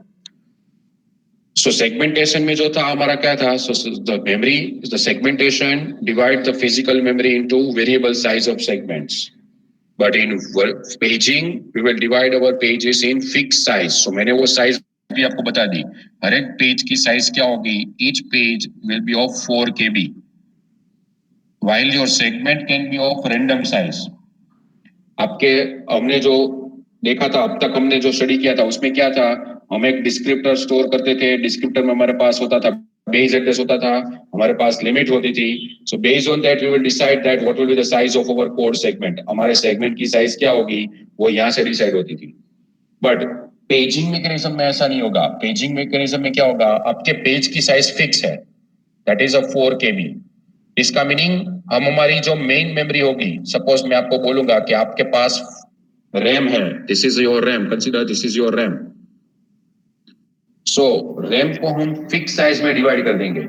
RAM को logically we will divide it into fixed size, and what is the size is 4 kb। RAM की size क्या होगी? 4 kb। ये एक जो इसको हम बोलते हैं page frame. So in this we will divide the main memory into fixed size and that is 4 kb। तो हर एक आपकी जो मेन मेमोरी होगी वो ऐसे 4 kb के पेजेस की बनी होगी, and this is we will call as a page frame। Page frame इसको बोलते हैं। अब इसमें कैसे लिंकिंग होगा, क्या होगा, वो हम आगे डिस्कस करेंगे, but this is first basic thing about the basic difference between segmentation and paging. Segmentation में पेजिंग में डिफरेंस क्या है? That is the difference. Segmentation we will have variable size, but in paging we will divide memory into fixed size, and the pages are just fixed size portion। Pages means what? It is nothing but it is your fixed size portion that is of your program module or data module। वो program code segment भी हो सकता है, code segment का भी हो सकता है, डेटा सेगमेंट का भी हम फिक्स्ड साइज में डिवाइड कर सकते हैं। So what is the main objective behind this paging? Address translation। Why we need to address translation? Because we want to implement our program in portable manner। Portable means आप कहीं से भी programme एक memory location में से अगर दूसरे memory location में प्रोग्राम शिफ्ट करोगे तो भी आपका प्रोग्राम सेम एग्जीक्यूट होना चाहिए। सेम वे प्रोटेक्शन प्रोवाइड करने के लिए as well as demand paging. Demand paging जो मैंने आपको एक्सप्लेन किया वो क्या कि पूरा code segment at a time memory में प्रेजेंट होना जरूरी नहीं है। सो इससे बदले हम क्या करेंगे, पूरे कोड सेगमेंट को पेजेस में डिवाइड कर देंगे, and what ever part is required only that part we will keep in the main memory, remaining part will be not there in the main memory। तो जब ये part चाहिए, suppose इसकी last instruction complete कर दोगे तो फिर आप नेक्स्ट इंस्ट्रक्शन इसकी स्टार्ट करनी है तो पेज 2 ऑफ मेन मेमोरी में आपको लाना होगा। So that is called page fault. When there will page 2 is not there in main memory and you have to bring it in the main memory, and that technique is known as demand paging। जब page की जरूरत है तभी हम उसको main memory में लाते हैं तो उसको बोलते हैं demand paging. Whenever we require the page, we are bringing that page into main memory, that is called demand paging। The technique is called demand paging, and if that page is not present in the main memory, we have to bring it to the from the secondary memory, that is called page fault। तो page fault and paging। So अब यहाँ पे हमको क्या करना होगा, what will be the address translation। अब आपका एड्रेस ट्रांसलेशन कैसे होगा? So understand it very carefully. Programmer को क्या लगेगा, प्रोग्रामर क्या एड्रेस स्पेसिफाई करेगा? सो प्रोग्रामर एड्रेस स्पेसिफाई करेगा virtual address. That is programmer के पास क्या होगा, प्रोग्रामर क्या ऑब्जर्व कर सकता है, प्रोग्रामर के पास खुद का सिलेक्टर होगा एंड प्रोग्रामर के पास ऑफसेट एड्रेस होगा। सो प्रोग्रामर ये दोनों एड्रेस को मिला के उसका virtual address बनेगा। So one of the student has yesterday asked me that what is the size of virtual address, what is the meaning of virtual address and why it is 64 TB। यहाँ पे अगर आप virtual address observe करोगे तो virtual address की size क्या होगी, what is a virtual address space। selector में हम कितने bit use करते हैं, how many bits we are using from the selector to calculate virtual address? No, selector means your segment register। So what is the size of your segment register?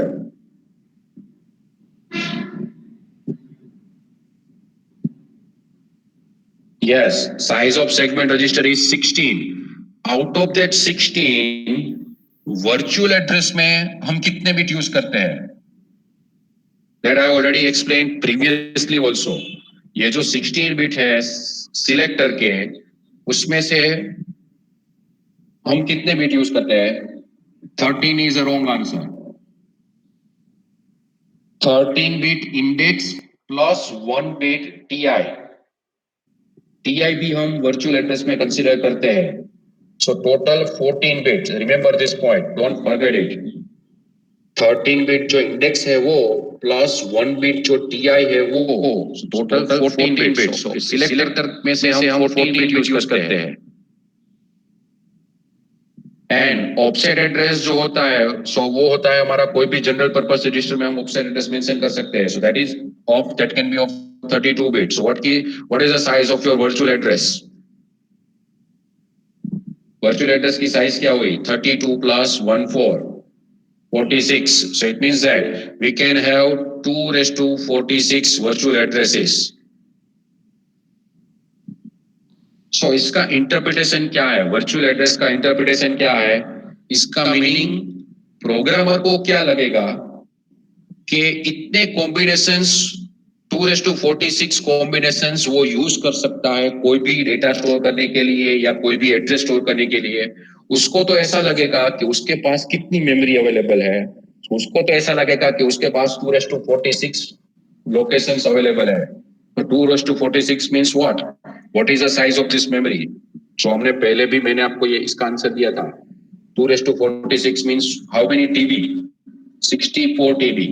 Yes. So programmer तो क्यों क्या लगेगा कि उसके पास 64 TB की memory available है उसके programme को स्टोर करने के लिए या डेटा को स्टोर करने के लिए। प्रोग्रामर तो ऐसा एज्यूम करेगा कि उसके पास 64 टीबी अवेलेबल है, बट एक्चुअल में वो 64 टीबी कहीं भी अवेलेबल होती नहीं है। एक्चुअल में तो हमारी मेन मेमोरी होती है that will be of only 4 GB or that will be of only 8 GB according to the size of your main memory.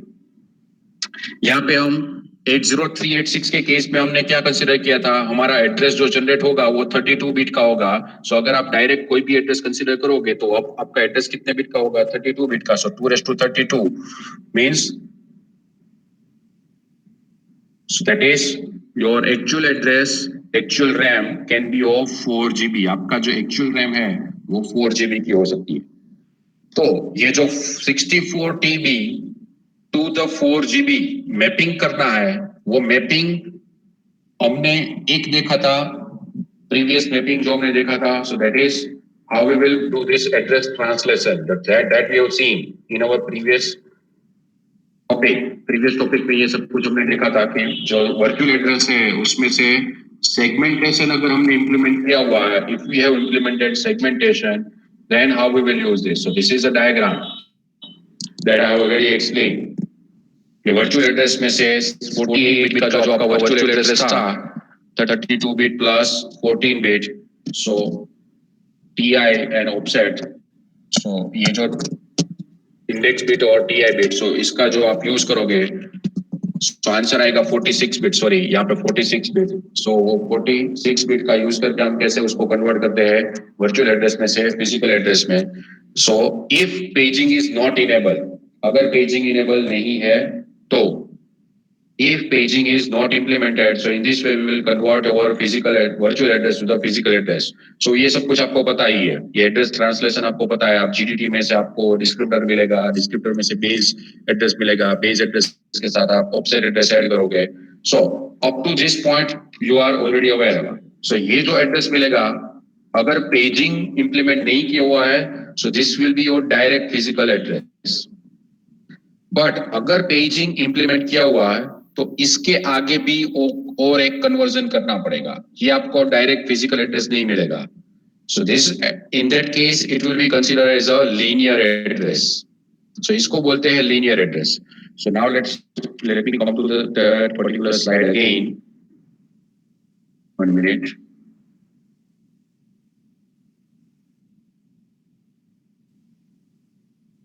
So ये जो सेगमेंटेशन जो हमने इंप्लीमेंट किया था, सेगमेंटेशन की वजह से जो आपको एड्रेस मिला था उसको बोलते हैं linear address. So that is after segment level translation whatever address you are getting that is called linear address. Now if paging is not enable, so it means that if paging is disable then this linear address is your physical address. But if paging is enabled, then you need to transfer this linear address by page level translation mechanism. Paging unit will transfer this linear address into the physical address. तो वो address translation अब यहाँ पे आगे study करेंगे आप। So actually जो virtual address होता है और वर्चुअल एड्रेस से लीनियर एड्रेस में आएंगे और लीनियर एड्रेस से आगे अब आपको फिजिकल एड्रेस इंप्लीमेंट करना होगा। सो प्रोग्राम को हम डिवाइड करेंगे पहले सेगमेंट में, फिर सेगमेंट एक्चुअली डिवाइड होगा पेज में। So segments will be divided into pages if paging is enable, अगर पेजिंग इनेबल किया हुआ है तो। So that is the important point first. So segmentation will translate a virtual address into the linear address. If paging is disabled, then this linear address will become your physical address. If paging is disabled, paging is enabled, then linear address needs to be converted into physical address by paging unit. So paging unit will do this. So next study करेंगे हम paging unit, ये address calculation कैसे करेगा। So paging unit will use this two table, page directory table and page table. अब ये जो table है वो आपके प्रीवियस सभी टेबल से थोड़ा डिफरेंट है। So don't mix this up. Previous tables जो आपने जीडीटी एलडीटी वो सब कुछ स्टडी किए थे उसमें, और इसको मिक्स मत करना। वो सब कुछ वहां पे कंप्लीट हो गया, इंटरप्ट पे सब कुछ कंप्लीट हो गया। प्रोटेक्टेड मोड में जब हम जीडीटी एलडीटी आईडीटी सब कुछ यूज कर रहे थे वो सब कुछ वहां पे कंप्लीट हो गया। अब ये जो अब हम ये स्टडी कर रहे हैं वो क्या है, प्रोटेक्टेड मोड में हम अगर पेजिंग इनेबल किया हुआ है हमने तो एड्रेस ट्रांसलेशन कैसे होगा। And if you have disabled the paging then you are already aware about the address. अगर पेजिंग डिसेबल किया होगा तो आपको एड्रेस पता ही है कैसे कन्वर्ट करना है, पर अगर पेजिंग इनेबल किया हुआ है प्रोटेक्टेड मोड में तो अब एड्रेस ट्रांसलेशन कैसे होगा। तो ये दो टेबल का यूज करके, दोनों टेबल के नेम क्या है, page directory table and page table. So now let's discuss about this in detail. So before we are going to discuss paging enable कैसे करते हैं, और paging enable करने के लिए आपको जो control registers है उसका रोल क्या है इसमें। So if you will recall my slides, so previously we have seen that in 80386 protected mode we are having control register, debug registers, descriptor registers, task registers. So these four control registers are there that we have already discussed.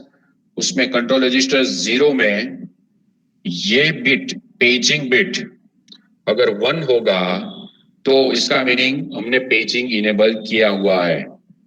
So if it is 1 then it means that paging is enabled. If it is 0 then it means paging is not enabled. If it was 0 होगा तो paging enable नहीं है, अगर वो 1 है तो paging enable है।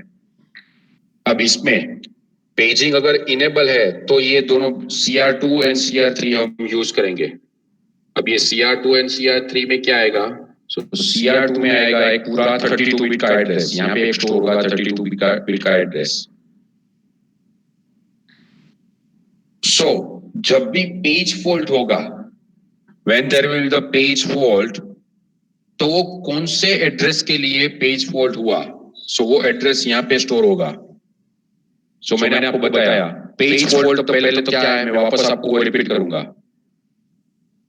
This is let's say that my main memory, this is consider my main memory and address unit, your paging unit has generated that I require page number 7. I require one of the address from page number 7. So, if that page number 7 is not present in the main memory, अगर वो main memory में present नहीं है, तो वो page number 7 को आपको secondary memory में से main memory में लाना होगा। तो पेज नंबर 7 के लिए जो 32 बिट का एड्रेस जनरेट हुआ है वो यहाँ पे स्टोर होगा, बिकॉज यहाँ पे पेज फॉल्ट जनरेट हुआ आपके पेज नंबर 7 के लिए। सो अगर पेज नंबर 7 के लिए पेज फॉल्ट जनरेट होता है तो पेज नंबर 7 का जो लीनियर एड्रेस है, फिजिकल एड्रेस है, वो यहाँ पे स्टोर होगा 3 बिट का address. Will discuss it in detail, वो आगे बहुत एग्जांपल के साथ देखेंगे, but this is if there will the page fault then that linear address will be store in CR2। And paging mechanism implement करने के लिए हमको जो दो टेबल चाहिए, कौन से दो टेबल चाहिए, page directory table as well as page table. जैसे हमारी फोन बुक की डायरेक्टरी होती है, डॉक्टर्स की डायरेक्टरी होती है, लाइब्रेरी में डायरेक्टरी होती है, इंग्लिश डायरेक्टरी होती है. So same way, this is one of the directory, page directory, which will give you information about how many page tables are there. So page directory का address आपको कहाँ से मिलेगा? So page directory is present on which physical address? So वो आपको यहाँ से मिलेगा. बट यहाँ से जो मिलेगा वो सिर्फ 20 बिट एड्रेस ही मिलेगा.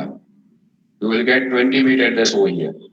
So बाकी के जो बिट्स कंसीडर करेंगे वो हम क्या कंसीडर करेंगे? 0000. So ये टोटल हमको जो एड्रेस चाहिए डायरेक्टरी के लिए वो 32 बिट एड्रेस चाहिए. So 32 बिट एड्रेस में से 20 बिट हमको यहाँ से मिलेंगे and remaining bits we will consider 0. ये किसके बारे में बात कर रहे हैं हम? पेज डायरेक्टरी के बेस एड्रेस के बारे में. सो पेज डायरेक्टरी का बेस एड्रेस आपको कहां से मिलेगा? CR3 में से. उसमें सिर्फ 20 बिट हम कंसीडर करेंगे, 20 बिट यहाँ पे मेंशन होंगे. सो लोअर बिट्स हम कंसीडर करेंगे 0 एंड हायर बिट्स कंसीडर करेंगे whatever this 20 bits are mention in CR3.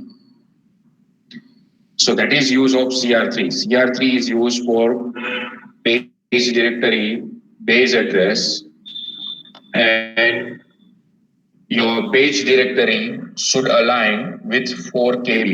Page directory 4 KB के chunks में ही होगी. So that's why lower 12 bits will be 0. We will discuss it in detail. Okay. So this is overall structure for paging mechanism. Paging mechanism का ये पूरा structure है. Paging mechanism में क्या होगा? I am going little bit slow because this is an important topic. So I am waiting I am giving you some time to understand it. Okay, so यहाँ पे CR3 मैंने लिखा हुआ है. So CR3 में से आपको क्या मिलेगा? पेज डायरेक्टरी का base address. So page directory का बेस एड्रेस मिलेगा. So ये हो गई आपकी page directory. So page directory is nothing, it is one of the table. ये एक टेबल ही होगा. तो उसका बेस एड्रेस मिलेगा आपको यहाँ से CR3 में. बट उसमें से कौन सी एंट्री एक्सेस करनी है वो इंफॉर्मेशन आपको कहां से मिलेगी? So that information we will get it from our linear address. So हमारा जो लीनियर एड्रेस होगा उसको हम 3 पार्ट में डिवाइड करेंगे. That I am going to explain you in next slide. Linear address will be divided into 3 part. So ये जो 10 bits होंगे that will be now treated as a index 1. Index for your directory, page directory के index में as a index हम treat करेंगे. कितने bit? 10 bit. Again हमारे पास लीनियर एड्रेस है. What is the size of that linear address? Linear address जो virtual address में से लीनियर एड्रेस जनरेट होकर मिला है उसके बारे में हम बात कर रहे हैं अभी. सो वर्चुअल एड्रेस में से आपको जो लीनियर एड्रेस जनरेट होकर मिलेगा उसकी साइज होगी 32 बिट. सो वो 32 बिट अब हम कैसे ट्रीट करेंगे? सो 32 बिट में से उसको 3 पार्ट में डिवाइड करेंगे. This is a 10 bit, this is a 10 bit and this will be the 20 bit. अब ये 10 बिट होंगे वो क्या होंगे? आपके इंडेक्स 1. इसको जनरली हम बोलते हैं index 1. This is your index 2 and this will be your offset address. अब ये इंडेक्स 1 कौन सी इंडेक्स किसको कौन से टेबल को पॉइंट करेंगे? So it will point to your page directory table. So पहले तो आपको स्टार्टिंग कहां से होगा? CR3 में से. CR3 में से आपको पेज डायरेक्टरी का बेस एड्रेस मिलेगा. पेज डायरेक्टरी का बेस एड्रेस मिलने के बाद आपको कौन से पेज में page directory entry, this PDE means page directory entry. To understand it, first of all let me give you one analogy. मैं एक आपको सिंपल एग्जांपल देता हूं, इसके साथ आप रिलेट करोगे तो आपको ये इजीली याद रह जाएगा. Consider that this is your page frame. Page frame means all the students group. Understanding purpose के लिए मैं आपको यहाँ पे एग्जांपल एनालॉजी दे रहा हूं एक, कि ये है वो मेरे स्टूडेंट्स ग्रुप है, व्हाट्सएप के ग्रुप है. Student 1 group, student 2 group, student 3 group, 4, 5, 6. So we are having university, very big university. So students के हमने ग्रुप बनाए हुए हैं. एक ग्रुप की लिमिट है, एक ग्रुप में मैं सिर्फ 4 के स्टूडेंट्स रख सकता हूं. सो आई कैन कीप 4 के students in one group. So we will have such n number of groups. Now to represent group from one department. So now let's say that अब ये डिपार्टमेंट्स है. अब ये टेबल है वो एक डिपार्टमेंट के फैकल्टी का टेबल है. So डिपार्टमेंट के फैकल्टी का टेबल मींस ये आईटी डिपार्टमेंट है. सपोज अभी आप कंसीडर करो that this is your IT department table. So IT department में हमारे पास कितने फैकल्टी है? Each and every faculty information will be there. हर एक फैकल्टी की इंफॉर्मेशन यहाँ पे होगी. और and we will have that this faculty is associated with how many group. So यहाँ पे अगर सपोज मेरा नाम है suppose SKV. So SKV is associated with which student group. So that information will be there over here. So that information you will get it from faculty table. Same way, ये IT का एक table होगा. Same way we will have computer table. Same way we will have another table. Let's say that civil department table. We'll have another table. EC department table. We will have another table. That's a commerce table. Commerce department table. We will have another table. So ऐसे बहुत सारे tables होंगे. और ये हर एक table के HOD की information. So वो ये जो डिपार्टमेंट है उसके साथ अगर कम्युनिकेट करना है तो उसके एचओडी की इंफॉर्मेशन है कि यहाँ पे एक टेबल में प्रेजेंट होगी. So that is representing your HODs. So यहाँ पे एंट्री होगी वो एक सिविल कंप्यूटर के एचओडी की होगी, एक आईटी के एचओडी की होगी, एक सिविल के एचओडी की एंट्री होगी. So like that we will have entries over here. So अब यहाँ से आपको क्या मिलेगा? सो यहाँ से आपको एचओडी की इंफॉर्मेशन मिलेगी. सो एचओडी इंफॉर्मेशन के थ्रू आप पर्टिकुलर डिपार्टमेंट में पास करोगे और फिर वो डिपार्टमेंट के फैकल्टी के थ्रू आप वो पर्टिकुलर स्टूडेंट के थ्रू पास हो सकते हो.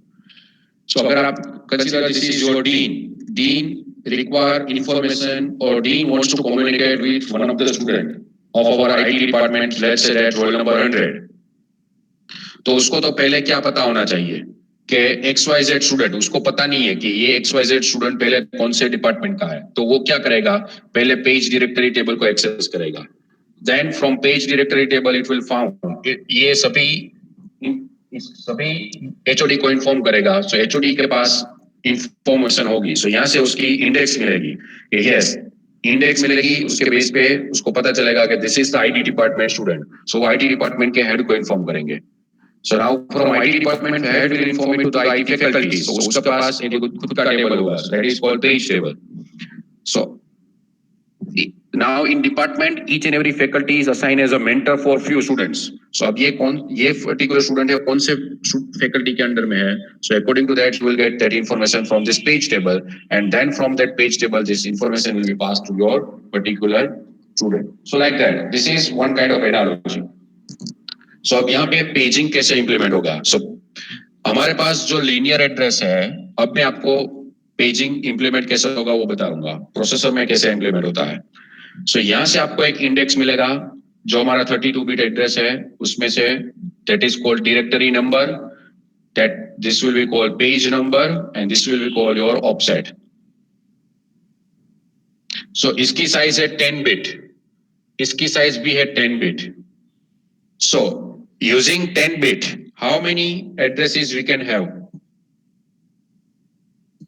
10 bit का आप कंसीडर करोगे, इंडेक्स की साइज 10 बिट कंसीडर करोगे तो आप कितने एड्रेस इंडिकेट कर सकते हो? How many address you can indicate using 10 bit? Reply me in comment how many bits we can indicate. Yes, 1024. So that's why in our page directory table we will have 1024 entries. हमारे page directory table में हमारे पास कितनी entry होगी? 1024 entries, because index is of 10 bit only.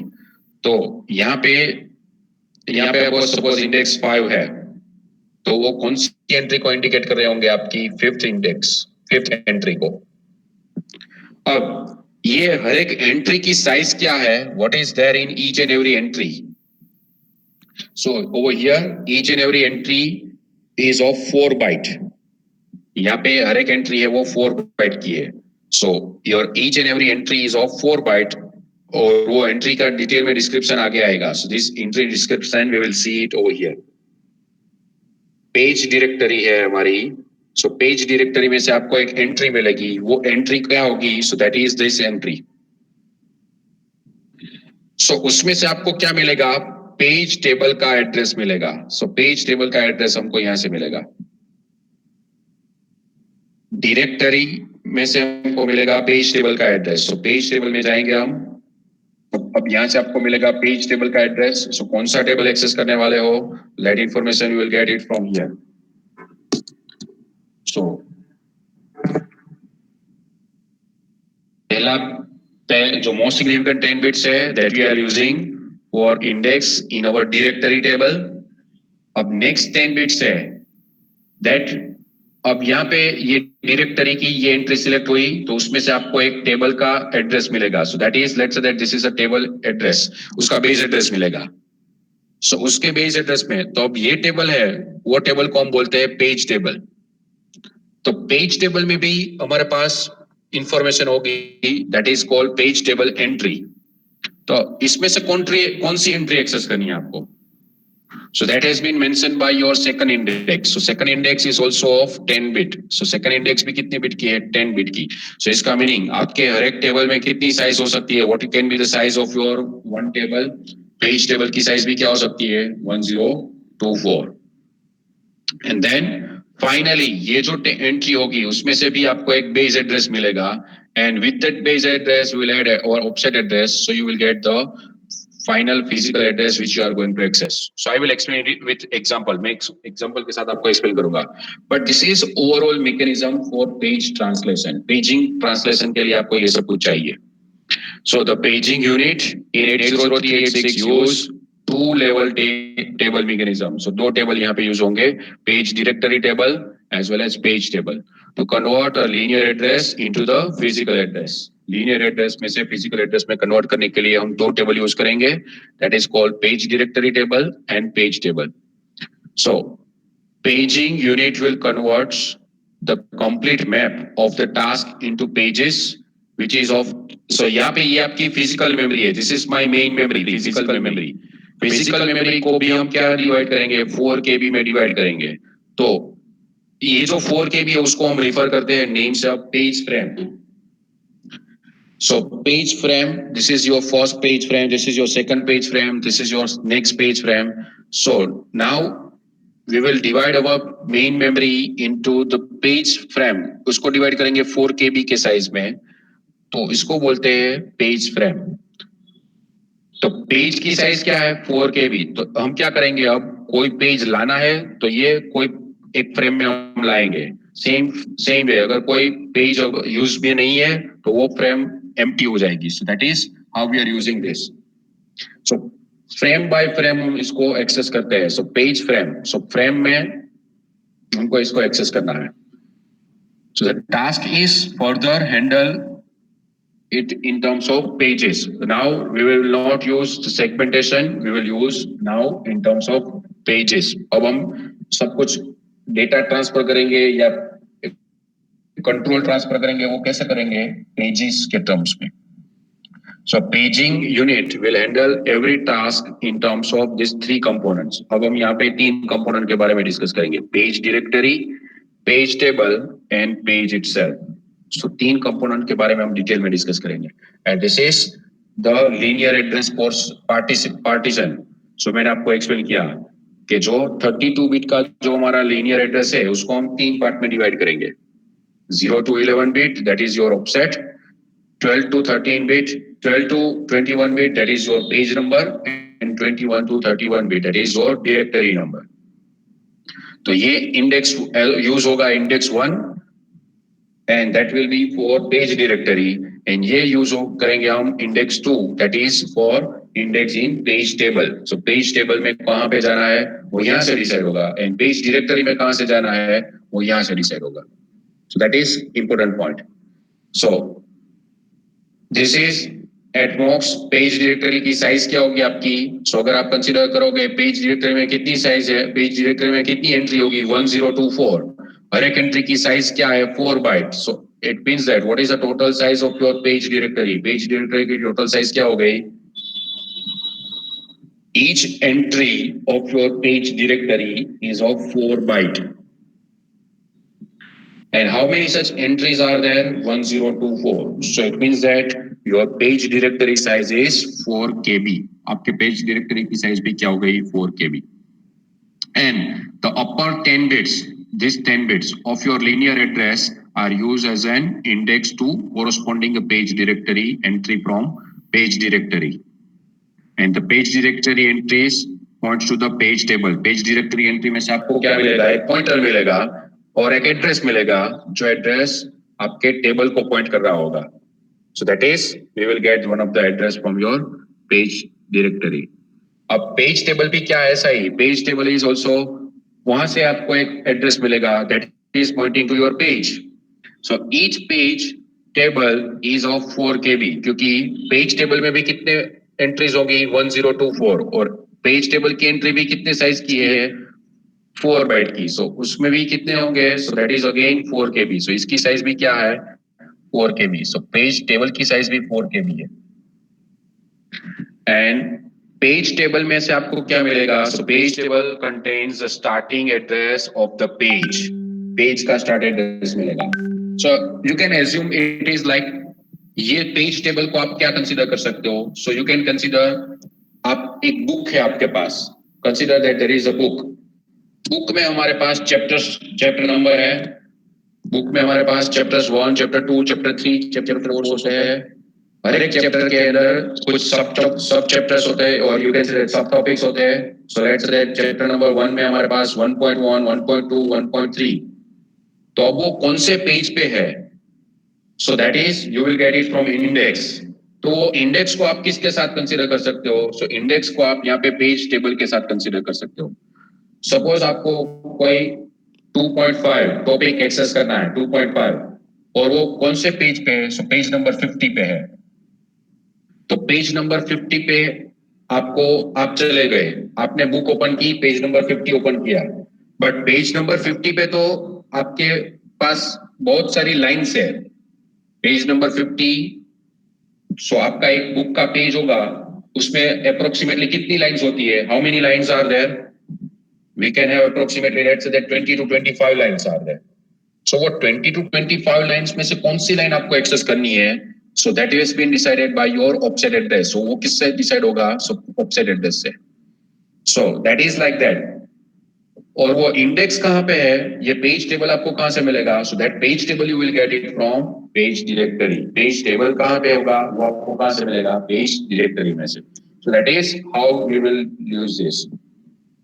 So is it clear? First of all, यहाँ तक clear है सब कुछ? पेजिंग मैकेनिज्म क्या है, कैसे यूज करेंगे हम? So this is over here. ये पूरा diagram, linear address to the physical address, मैं आपके सामने, this is the diagram which is in front of you. Page directory में से आपको कुछ एड्रेस मिलेगा. वो एड्रेस होगा 20 बिट का. सो सपोज आपका एड्रेस है 1 2 3 4. सो 1 2 3 4 में 1 2 3 4 5, उसमें लास्ट में आपको 3 जीरो ऐड करने होंगे. सो वो आपको यहाँ का स्टार्टिंग एड्रेस मिलेगा. अब सपोज यहाँ पे आपकी डायरेक्टरी, आपका जो एड्रेस है वो है 5. Suppose just for an example I am considering 5. सो इसका मीनिंग अब 5 into 4, so that is a 20. Consider everything is right now in hexadecimal. Just for example I am considering it. So इसका meaning ये address में से आपको 20 add करना होगा and that is your final address. So ये आपका एड्रेस होगा जो आपकी डायरेक्टरी एंट्री होगी 5 की. सो PDA पेज डायरेक्टरी एंट्री 5 आपको ये एड्रेस पे से मिलेगी. कौन से एड्रेस पे से? ये 1 2 3 4 5020. ये फिजिकल 32 बिट के एड्रेस पे से आपको वो मिलेगा. अब यहाँ से जो एंट्री मिलेगी उसमें से भी आपको एक वापस 20 बिट का एड्रेस मिलेगा. वो 20 बिट का एड्रेस क्या होगा? आपके पेज टेबल का स्टार्टिंग एड्रेस. सो आपके पेज, कौन सा पेज टेबल यहाँ पे यूज हो रहा है? सो वो पेज टेबल का स्टार्टिंग एड्रेस. सो वो भी आप सपोज अभी कंसीडर करो ऑल 0 है. Suppose consider it all 0. सो वो भी 20 बिट में से हम उसमें और फिर ये जो पेज नंबर होगा वो हम यहाँ पे कंसीडर करेंगे, let's say that page number is 2, so 2 into 4, so that is 8, so it means that that is a this address, let's say that this is the address, so वो आपकी page table entry होगी।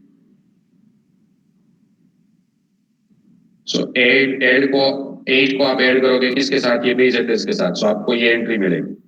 और फिर ये entry में से आपको क्या मिलेगा, ये जो एंट्री आपको मिलेगी उसमें से आपको क्या मिलेगा, so again you will get one 20 bit address, so 20 bit address होगा, so that is let's say that कोई भी XYZ 20 बिट एड्रेस है, उसमें आप लास्ट में वापस 3 जीरो ऐड करोगे, सो आपका 32 बिट का एड्रेस होगा, तो उसके साथ आप ये ऑफसेट एड्रेस ऐड करोगे, so we will add this offset address.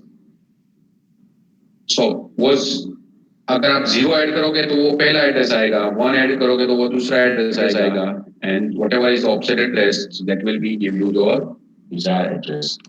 यहाँ पे लिमिट विमिट ऐसा कुछ आएगा नहीं, यहाँ पे लिमिट चेकिंग ऐसा कुछ नहीं आएगा। क्यों नहीं आएगा? Because our size is fix, that is of 4 KB। हमारी साइज फिक्स है 4 KB की, सो लिमिट चेकिंग या ऐसा कुछ करने की जरूरत ही नहीं है।